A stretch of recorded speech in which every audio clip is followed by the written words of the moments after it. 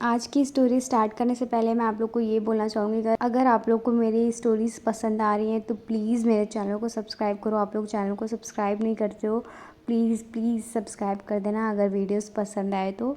चलिए इसी के साथ आज की कहानी स्टार्ट करते हैं। कई पुराने किले मौत, हादसों, अतीत और रूहों का अपना एक अलग ही संबंध और संयोग होता है।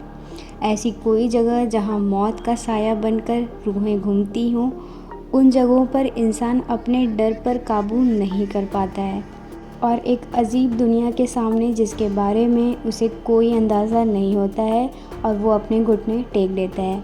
दुनिया भर में कई ऐसे पुराने किले हैं जिनका अपना एक अलग ही काला अतीत है और वहाँ आज भी रूहों का वास है।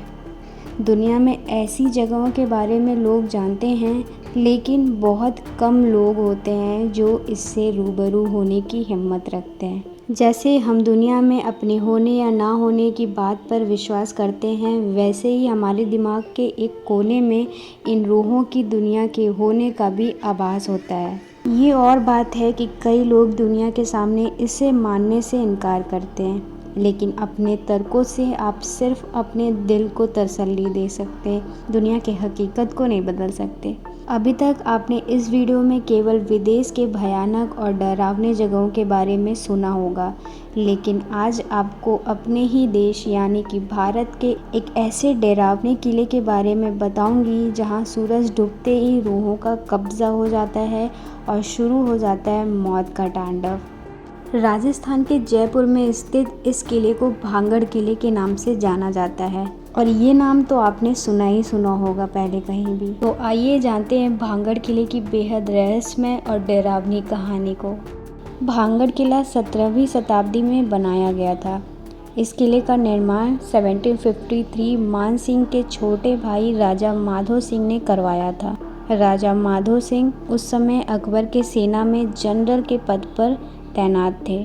उस समय भांगड़ की जनसंख्या तकरीबन 10,000 थी। भांगड़ अलवर ज़िले में स्थित एक शानदार किला है जो कि बहुत ही विशाल आकार में तैयार किया गया है। चारों तरफ से पहाड़ से घिरे इस किले में बेहतरीन शिल्पकलाओं का प्रयोग किया गया है। इसके अलावा इस किले में भगवान शिव, हनुमान आदि के बेहतरीन और अतीत प्राचीन मंदिर विद्यमान हैं। इस किले में कुल 5 द्वार हैं और साथ साथ एक मुख्य दीवार है।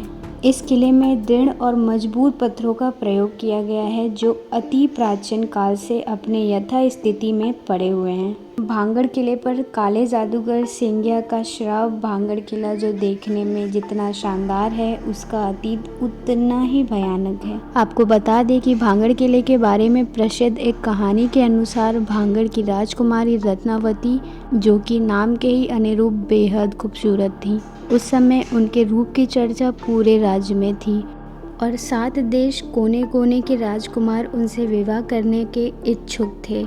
उस समय उनकी उम्र महज 18 वर्ष ही थी और उनका यौवन उनके रूप में और भी निखार ला चुका था।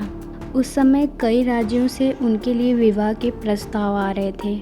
उसी दौरान वो एक बार किले से अपनी सखियों के साथ बाजार में निकली थी। राजकुमारी रत्नावती एक इत्र के दुकान पर पहुंची और वो इत्रों को हाथों में लेकर उसकी खुशबू ले रही थी। उसी समय उस दुकान के कुछ ही दूर एक सिंघिया नाम व्यक्ति खड़ा होकर उन्हें बहुत ही गौर से देख रहा था। सिंघिया उसी राज्य में रहता था और वो काले जादू का महारथी था। ऐसा बताया जाता है कि वो राजकुमारी के रूप का दीवाना था और वो उनसे अति प्रेम करता था। वो किसी भी तरह से राजकुमारी को हासिल करना चाहता था, इसीलिए उसने उस दुकान के पास आकर एक इत्र के बोतल जिसे रानी पसंद कर रही थी, उसने उस बोतल पर काला जादू कर दिया जो राजकुमारी के वशीकरण के लिए किया गया था। राजकुमारी रत्नावती ने उस इत्र के बोतल को उठाया, लेकिन उसे वहीं पास के पत्थर पर पटक दिया। पत्थर पर पटकते ही वो बोतल टूट गया और सारा इत्र उस पत्थर पर बिखर गया। इसके बाद ही वो पत्थर फिसलते हुए उस तांत्रिक सिंघिया के पीछे चल पड़ा और तांत्रिक को कुचल दिया, जिससे उसकी मौके पर ही मौत हो गई। मरने से पहले तांत्रिक ने श्राप दिया कि इस किले में रहने वाले सभी लोग जल्द से जल्द मर जाएंगे और वो दोबारा जन्म नहीं ले सकेंगे और ताउम्र उनकी आत्माएं इस किले में भटकती रहेगी।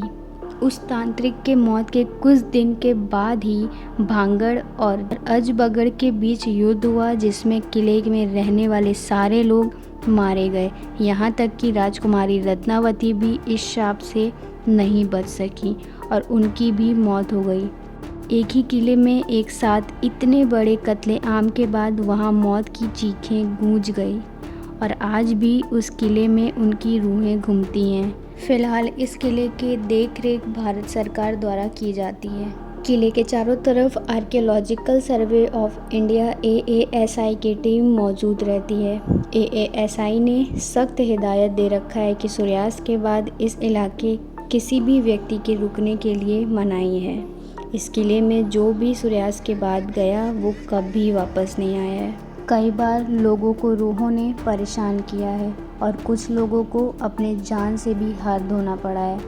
इस किले में कत्लेआम किए गए लोगों की रूहें आज भी भटकती है। कई बार इस समस्या से रूबरू हुआ गया है। एक बार भारतीय सरकार ने अर्धसैनिक बलों की एक टुकड़ी यहाँ लगाई थी ताकि इस बात की सच्चाई को जाना जा सके, लेकिन वो भी असफल रही। कई सैनिकों ने रूहों के इस इलाके में होने की पुष्टि की थी। इस किले में आज भी आप जब अकेले होंगे तो तलवारों की टंकार और लोगों की चीख को महसूस कर सकते हैं। इसके अलावा इस किले के अंदर कमरों में महिलाओं के रोने या फिर चूड़ियों के खनकने की आवाज़ें साफ सुनी जा सकती है।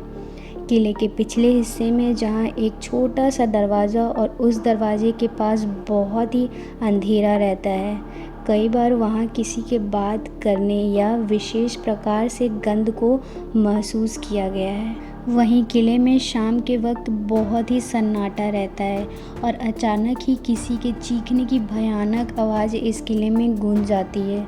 तो सूर्यास्त होने के बाद ही इस किले का माहौल बहुत ज़्यादा डरावना रहता है और अगर सूर्यास्त के बाद इस किले के अंदर कोई भी गया तो वो वापस नहीं आया है।